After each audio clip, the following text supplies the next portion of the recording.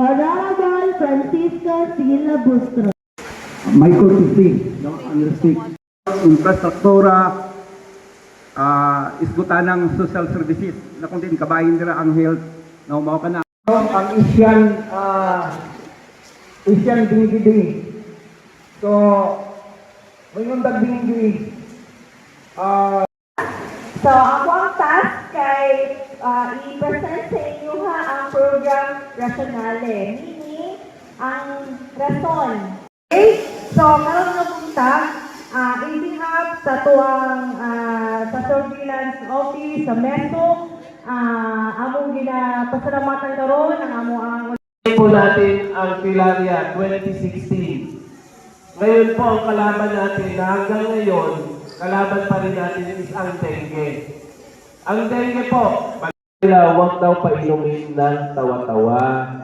Bakit po? Pangpaihi pa na daw yung tawa-tawa. Based doon sa guidelines na DOH na salamat po, ibiya po ng ating Provincial Health Office, Dr. Arvin Alejandro, sa ating Governor. Maraming salamat sa Kawas Council. Thank you very much po. Loki, doon kayo. Sir Mark.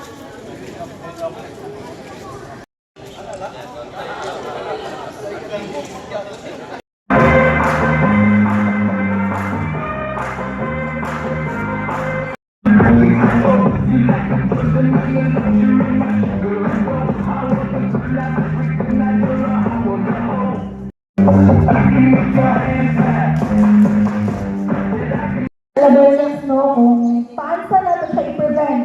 Okay? So, natin steps. First is to prevent. Okay? Dapat mapungadjud nato sa iba na wala natakdan sa MPAC para dili siya makatakot.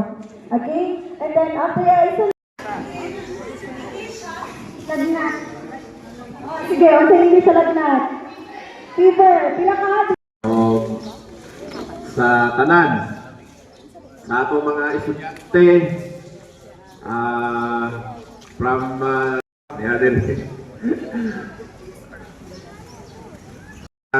Sir Federico Yadaw.